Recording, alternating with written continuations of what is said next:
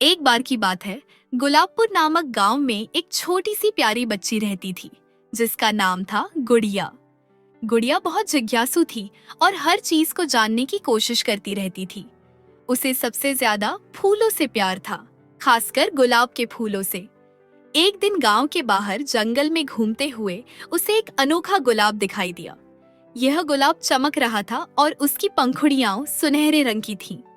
जैसे ही गुड़िया ने उसे छुआ, एक मधुर आवाज आई, मैं हूँ जादुई पंखुड़ी, जो मेरी मदद करेगा उसे मैं इनाम दूंगी। गुड़िया ने हैरानी से पूछा, मैं कैसे मदद कर सकती हूँ? जादुई पंखुड़ी ने कहा, इस जंगल में एक बूढ़ा पेड़ है जिसे प्यास लगी है, लेकिन कोई उसकी मदद नहीं करता। अगर तुम उसे पानी पिला दोगी तो मैं तुम्हें कुछ खास दूंगी। गुड़िया दौड़कर गांव गई, अपने मिट्टी के घड़े में पानी भरा और वापस जंगल आई। वह पेड़ के पास गई और धीरे धीरे जड़ों में पानी डाला। पेड़ की सूखी टहनियां हरी होने लगी और उसने आशीर्वाद में गुड़िया को ढेर सारी छांव दी।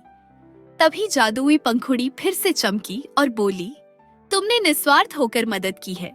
ये लो, ये मेरी एक पंखुड़ी है। जब भी तुम किसी मुसीबत में होगी, ये तुम्हारी मदद करेगी। लेकिन याद रखना, इसका उपयोग केवल अच्छे कार्यों के लिए करना। गुड़िया बहुत खुश हुई। वह पंखुड़ी लेकर घर आई और उसे एक छोटी सी डिब्बी में संभाल कर रख दिया। वह दिन से गांव में हर किसी की मदद करने लगी और कभी उसे किसी मुश्किल में पंखुड़ी की मदद की जरूरत भी नहीं पड़ी, क्योंकि सब उसका साथ देने लगे। तो बच्चों, इस कहानी से हमें क्या शिक्षा मिलती है कि सच्ची मदद बिना स्वार्थ के की जाती है, और जब हम दिल से दूसरों का भला करते हैं तो जादू अपने आप हो जाता है।